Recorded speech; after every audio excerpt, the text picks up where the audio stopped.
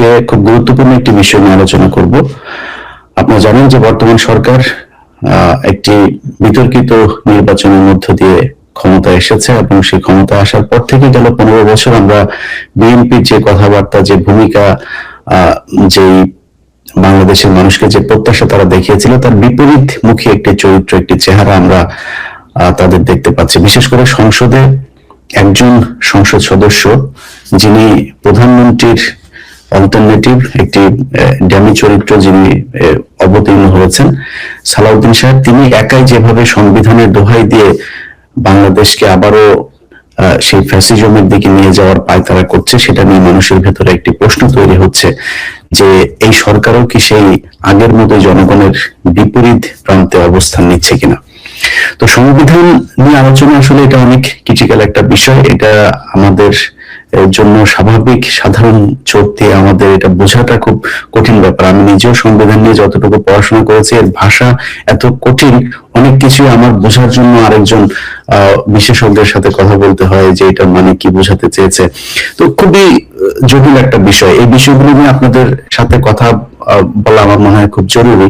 যে কারণে আমরা চিন্তা করলাম যে খুব সহজভাবে সংবিধানের যে দোহাই দিয়ে বর্তমান সরকার আমাদেরকে নানান ধরনের হাইকোর্ট দেখানোর চেষ্টা করছে, সেই জায়গা থেকে আসলে সংবিধান নিয়ে তারা যে কথাগুলো বলছে সেগুলোর সাথে আসলে বাস্তবে সংবিধানের ভিতরে কি আছে, খুব সহজ সাবলীল ভাষায় আপনাদেরকে আমরা আজকে একটু বোঝানোর চেষ্টা করব। আমার সাথে আছেন অ্যাটর্নি শেখ সেলিম, যিনি মেধাবী একজন ঢাকা বিশ্ববিদ্যালয়ের শিক্ষার্থী এবং তার সংবিধান নিয়েও যথেষ্ট পাণ্ডিত্য আছেন, যিনি প্রায় 3 দশক ধরে নিউ ইয়র্কে আইন পেশার সাথে জড়িত আছেন। অ্যাটর্নি শেখ সেলিম, আপনাকে ধন্যবাদ জানাচ্ছি। আমরা যেহেতু খুবই একটি কি বলবো যে কমপ্লেক্স একটি বিষয়, এই বিষয়টি নিয়ে আমার মনে হয় যারা জানেন তাদের কাছ থেকে শোনা দরকার, সে কারণে আপনাকে আমাদের আজকে আমন্ত্রণ জানানো। আমি আপনার কাছে প্রথম প্রশ্ন যেটা রাখতে চাই সেটা হচ্ছে যে যেটা বলা হচ্ছে যে এই সংবিধানের ধারাবাহিকতা রক্ষা করার জন্য অনেক কিছু করতে হচ্ছে, বিশেষ করে চুপ্পুকে রাখতে হয়েছে এই সংবিধানের দোহাই দিয়ে। তারা আমি খুব মানে অবাক হয়ে দেখলাম যে সালাউদ্দিন সাহেব তিনি বলেছেন যে এই সংসদ হচ্ছে এটি একটি সভারেন পার্লামেন্ট, এটাই নাকি সর্বে সর্বা, এর উপরে আর কোনো কিছু নাই। এই কথাটা বলার পরেও দেখলাম যে কেউই কোনো ধরনের প্রত্যুত্তর করেনি, এটার কোনো যুক্তি, কোনো কিছুই কেউ পাল্টা যুক্তি তুলে ধরেননি। তো আমরা এই যে পার্লামেন্ট শুরু হয়েছে, এই পার্লামেন্টের মাধ্যমে আইন করে তারপরে প্রতিটা জিনিস এই পার্লামেন্ট সেই আগের সংবিধানেই যেতে হবে, এই সংবিধানের ধারাবাহিকতা রক্ষা করেই সবকিছু থাকতে হবে। আসলে কি সংবিধানের ধারাবাহিকতা আছে কিনা? আপনার ভিউয়ারদের আমি স্বাগত জানাচ্ছি বা সালাম জানাচ্ছি আপনার মাধ্যমে। ওকে, আপনার প্রশ্নটা উত্তর দিতে হলে আমাদের একটু ব্যাকগ্রাউন্ডে যাইতে হবে। তার কারণ আমি বলি যে জুলাই আগস্ট 2004 এর রেভলিউশন বা ম্যাস আপরাইজিং এরপরে কি হয়েছে, এইটা it created a complete break in constitutional governance and the constitutional order যেটা ছিল সেটা পুরাটাই ভেঙে পড়ে। আমি আপনারা বলছি সেটা, যেমন ধরেন আওয়ামী লীগ গভর্নমেন্ট গত 17 বছর ধরে যে দুঃশাসন, অপশাসন, হত্যা, গুম, বিরোধী দলের সাপ্রেশন করে, ইলেকট্রাল সিস্টেম রে ইরোশন করে এবং সিভিল লিবার্টি অর্থাৎ মানুষের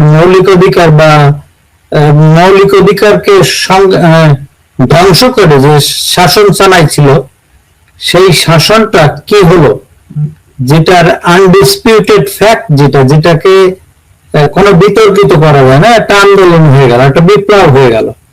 5ই আগস্ট শেখ হাসিনা তার গভর্নমেন্ট কোলাপস করলো, মানে পতন হলো। পতন মানে কি, এর পতনের তো একটা ধারাবাহিকতা, তার পতনের পরে তারা কেউ দেশে থাকলো না। আমি সেটা বলি আপনারা, কোনো কনস্টিটিউশনের আন্ডারে যদি শাসন চলে, সে কনস্টিটিউশন ইফেক্টিভ থাকতে হয়, কনস্টিটিউশনাল স্ট্রাকচার গুলা অর্থাৎ অর্গান গুলো ইনট্যাক্ট থাকতে হয়। তাইলেই বুঝবেন যে কনস্টিটিউশন কন্টিনিউ করছে বা কনস্টিটিউশনের ধারাবাহিকতা রক্ষা হচ্ছে। এখানে আমরা দেখছি কনস্টিটিউশনাল র্যাপচার, অর্থাৎ কনস্টিটিউশনাল টোটালি স্টপ ওয়ার্কিং, এর কোনো ফাংশনই ওয়ার্ক করছিল না। আমি আপনাদের একে একে বলছি। জুলাই বিপ্লবের ইমিডিয়েট পরে 5ই অগাস্টে কি হলো?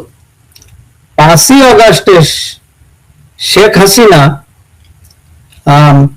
দেশ ত্যাগ করলো, পালাই গেল, তার ইন্টার ক্যাবিনেট পালাই গেল, ইন্টার পার্লামেন্ট 300 মেম্বারই পালাই গেল, এবং তারা দেশে না বিদেশেই পালাই দিতে হলো। জনরোষ এত ছিল, তারা তাদের সহায় সম্পত্তি পরিবার ফেলে পালিয়ে গেল, স্পিকার পালাই গেল, তারপরে চিফ জাস্টিস সহ তার অ্যাসোসিয়েট জাস্টিসরা সবাই পালাই গেল। তো একটা সরকারের 3টা অঙ্গ, নির্বাহী, বিচার বিভাগ এবং আইন বিভাগ, কেউ থাকলো না, সবাই পালাই গেল। তারপরে কি হলো? লোকাল গভর্নমেন্ট গুলোতে যারা ছিল, উপজেলা চেয়ারম্যান, ইউনিয়ন কাউন্সিলর, তারাও পালাই গেল। সিভিল বিউরোক্রেসি যারা ছিল, সচিব, পুলিশ, সমস্ত কিছু পালাই গেল। এদের কোন আনডিসপিউটেড ফ্যাক্ট। প্রেসিডেন্টও দোয়া ইউনুস করতেছিল, he was on the verge of flying.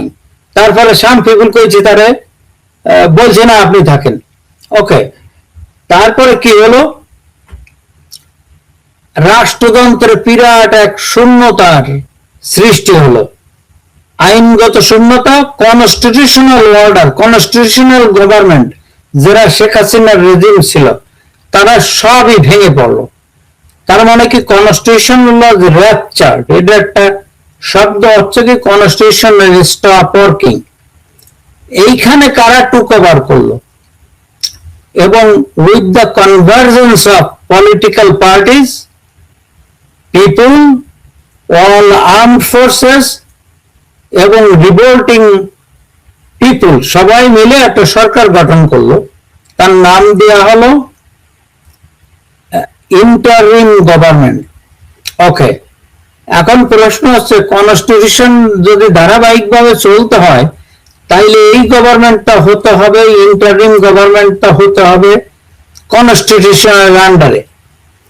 কিন্তু আপনি কনস্টিটিউশন ফেলে রাখবেন, it's a extraordinary extra constitutional government, যেটা কনস্টিটিউশনের বাইরে।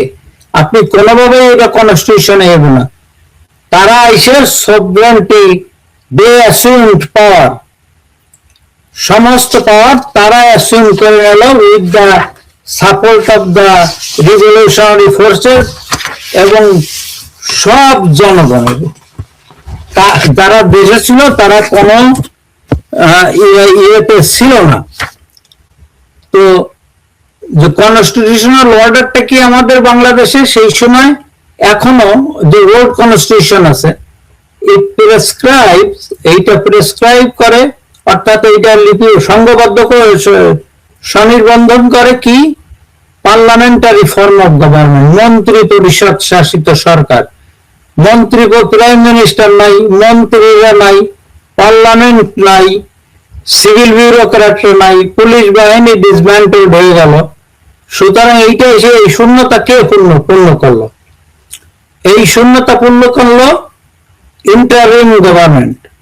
তারা সমস্ত সভরেন পাওয়ার, অর্থাৎ সার্বভৌম পাওয়ারটা তারা গ্রাস্প করলো, এবং তাদের তো কোনো রকমের ভ্যালিডিটি দেওয়া যাবে না এই কনস্টিটিউশনের আন্ডারে। তার কারণ constitution stopped working on August 5th.